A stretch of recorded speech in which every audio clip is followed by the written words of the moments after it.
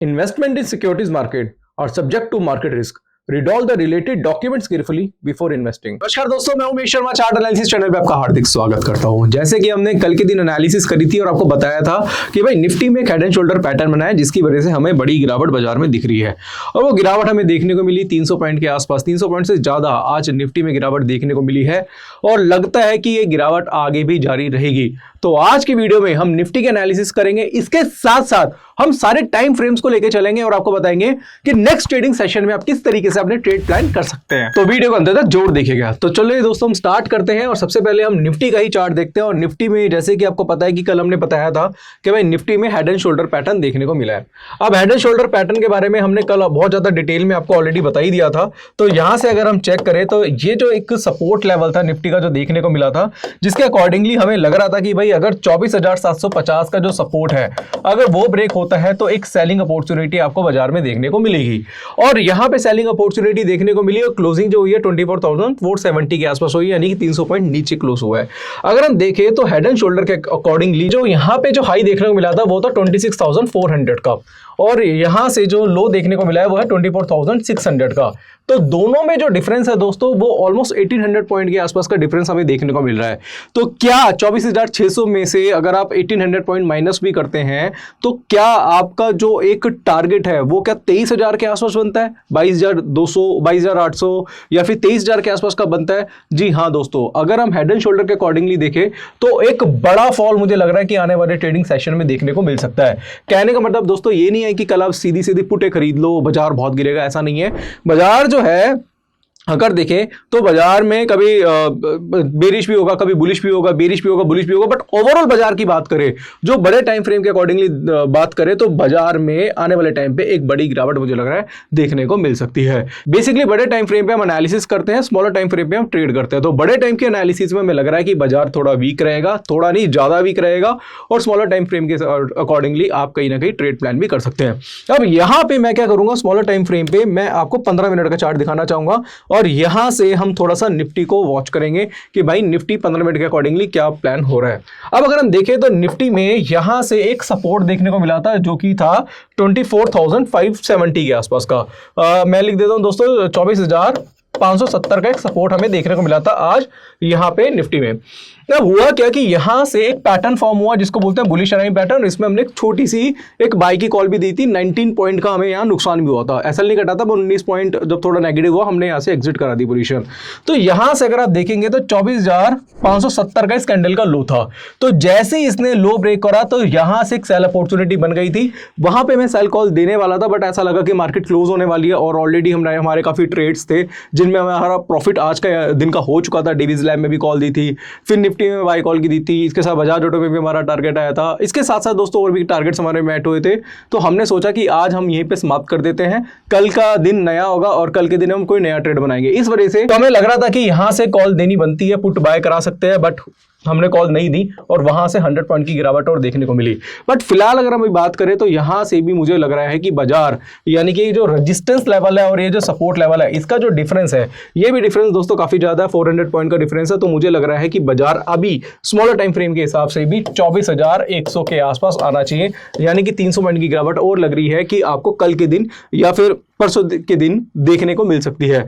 तो बाजार जो है अभी दोस्तों नेगेटिव ही रहेगा। अगर आपको बाय ट्रेड बनाना है तो बाय ट्रेड आपको बनाने के लिए आपको देखना पड़ेगा कि बाजार अगर यहां से रिवर्स होता है और 24,600 के ऊपर जाता है, ट्रेड कराता है, तो आप यहां पे बाय ट्रेड बना सकते हैं। अगर 24,550 के नीचे ही रहता है तो मुझे लग रहा है कि बाजार जो है वो 24,100 के आसपास भी आ सकता है। तो ट्रेंड जो है, अगर हम ओवरऑल ट्रेंड की बात करें बड़े टाइम फ्रेम पे, स्मॉलर टाइम फ्रेम पे, तो ट्रेंड थोड़ा सा नेगेटिव ही रहेगा। तो मेरे हिसाब से जबरदस्ती की बाइंग मत करिएगा। और कभी भी ऐसा होता है दोस्तों कि कोई ऐसे 15 मिनट के चार्ट पे आपको कोई बाय पैटर्न देखने को मिले, जैसे आज बुलिश रैली भी देखने को मिला था, कल को हैमर देखने को मिल सकता है या भी कोई पैटर्न देखने को मिलता है, तो वहां पे आप बाय ट्रेड बना सकते हो दोस्तों।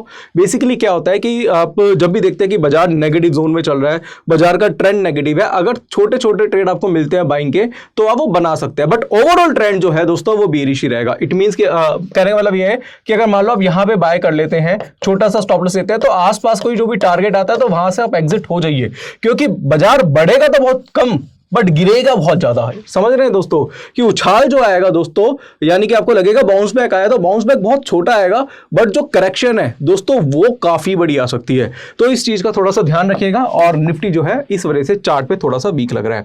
अब मैं क्या करता हूं दोस्तों, बैंक निफ्टी का चार्ट फटाफट से दिखा देता हूं। तो 700 पॉइंट की गिरावट आज बैंक निफ्टी में भी देखने को मिली है, और बैंक निफ्टी दोस्तों अच्छा खासा दोस्तों आज गिरा है, बहुत अच्छी गिरावट दोस्तों बैंक निफ्टी में देखने को मिली है। और बैंक निफ्टी के चार्ट को अगर हम थोड़ा सा देखें तो चार्ट पे बैंक निफ्टी में यहां पे आपको देखने को मिलेगा कि यहां से अगर आप देखेंगे तो बैंक निफ्टी ने अपना एक ट्रेंड लाइन का सपोर्ट था वो भी दोस्तों कहीं ना कहीं ब्रेक कर दिया है। जैसे कि आप यहां पे देख रहे हैं ट्रेंड लाइन का सपोर्ट है वो यहां पे ब्रेक हो चुका है। तो इसके अकॉर्डिंगली मुझे लग रहा है कि बैंक निफ्टी जो है 50,500 के आसपास भी आ सकता है। और ये करेक्शन जो है दोस्तों जैसे निफ्टी में लग रही है वैसे बैंक निफ्टी में भी देखने को मिल सकती है। अब यहां पे जाते हैं दोस्तों कुछ स्टॉक्स पे, स्टॉक्स पे चर्चा कर लेते हैं। बट उससे पहले तो दोस्तों यहां पे मैं जाता हूं अपने पब्लिक टेलीग्राम चैनल पे। पब्लिक टेलीग्राम चैनल का लिंक डिस्क्रिप्शन में, अगर आपने ज्वाइन नहीं करा तो ज्वाइन कर सकते हैं। यहाँ पे भी हम डेली बेसिस पे कभी भी चार्ट में कोई पैटर्न बनता है उसकी फोटो क्लिक करके भेज देते हैं, और यहाँ पे भी हम कुछ ट्राई कॉल्स प्रोवाइड करते हैं। तो आज की हमारी कॉल्स ये रही दोस्तों, जिसमें आज हमारे गोल्ड के ऑप्शन स्ट्रेटजी में 645 पॉइंट्स का प्रॉफिट हुआ था। HDFC बैंक में 35 पॉइंट का आज प्रॉफिट हुआ है। निफ्टी में आज 19 पॉइंट का लॉस हुआ था जो मैंने आपको ऑलरेडी बताया था। डिविस लैब में 80 पॉइंट्स का आज प्रॉफिट हुआ है। इसके साथ बजाज फाइनेंस की ऑप्शन स्ट्रेटजीज होल्ड है। ICICI बैंक में आज हमने इतनी जबरदस्त कॉल दी थी दोस्तों, 24 रुपये 50 पैसे की जो हमने कॉल बाय कराई थी। 30 का टारगेट था, 29 से रिवर्स हो गया, और 1 पॉइंट से हमारा जो टारगेट था वो मिस हो गया। तो फिलहाल कोई बात नहीं। फिर निफ्टी में जो कॉल थी 30 से 80 हो गई। बजाज फाइनेंस पे 105 पॉइंट का लॉस हुआ, और 20 पॉइंट्स का लॉस आज हमें UPL में हुआ। तो ओवरऑल अगर आप देखेंगे तो अच्छा खासा प्रॉफिट आज के दिन देखने को मिला है। तो अगर आप भी यहाँ पे कॉल टिप्स वगैरह लेना चाहते हैं, बूट कैंप का जुड़ना चाहते हैं, तो डिस्क्रिप्शन में लिंक है, आप चाहे तो जुड़ सकते हैं। अब यहाँ पे दोस्तों क्या करेंगे, यहाँ पे डायरेक्टली जाएंगे और उन स्टॉक्स के एनालिसिस करेंगे जो आज हमने दिया था। तो सबसे पहले क्या है, यहाँ पे बात करूंगा मैं डिविस लैब की। डिविस लैब दोस्तों यहाँ पे मैं बता देना चाहता हूँ कि बहुत ही जबरदस्त आज ही बहुत ही बढ़िया करेक्शन आज हमें डिविस लैब में देखने को मिली है। तो जल्दी से दोस्तों डिविस लैब का चार्ट देख लेते हैं, और इसको मैं करता हूँ थोड़ा सा जूम।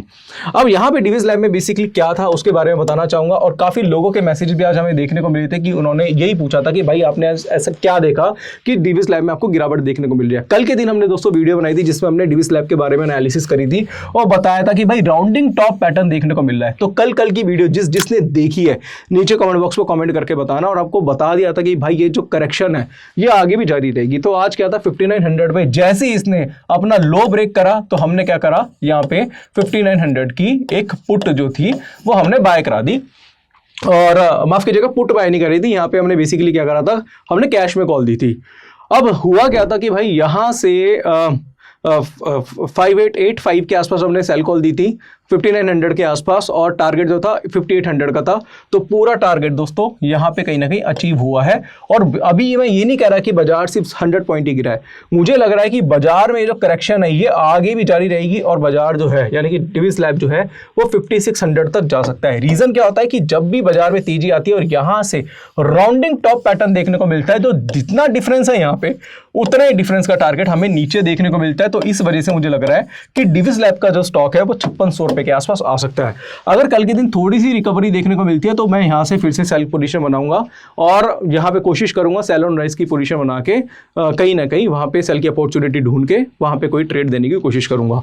इसके साथ साथ दोस्तों और भी हमारे सारे काफी स्टॉक्स थे, अगर हम देखें तो उसमें भी अच्छा खासा प्रॉफिट देखने को मिला था। जैसे मैं आपको ICICI बैंक के बारे में बताना चाहता हूँ।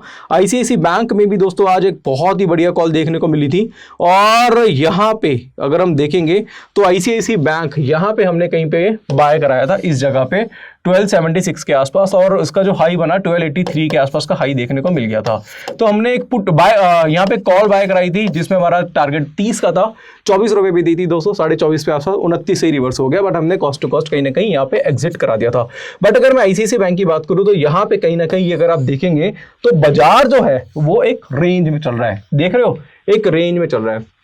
और मेरे हिसाब से लगता है कि अगर बाजार जो है, अगर ICICI बैंक जो है 1270 के ऊपर कल मिलता है, कुछ सस्टेन करता है, तो इसमें एक बाउंस बैक देखने को मिलेगा, और वहां से ICICI बैंक जो है 1290 के आसपास भी जा सकता है। दोस्तों होता क्या है कि जब भी कभी गिरावट आती है और उसके बाद बाजार एक रेंज बाउंड में चलता है, तो कोशिश ये करिए कि अगर ब्रेकआउट होता है और ब्रेकआउट के बाद वापिस से आता है, यहाँ पे रिटेस्ट करता है और पुल बैक के साथ साथ अगर आप ट्रेड लेते हैं तो जो टारगेट जहां पे जो हाई बना था वो एक बार हाई जरूर मीट होता है। तो कल नजर हमारी ICICI बैंक में भी रहेगी, और बाकी आप हमारा पब्लिक टेलीग्राम चैनल जरूर ज्वाइन करिएगा। पब्लिक टेलीग्राम चैनल में जब भी कोई लेटेस्ट अपडेट होगी, किसी कोई न्यूज़ है या फिर कुछ भी कोई पैटर्न बना हुआ है चार्ट पे या फिर कोई ट्रायल कॉल भी होगी दोस्तों, वहाँ पे हम प्रोवाइड कर देंगे।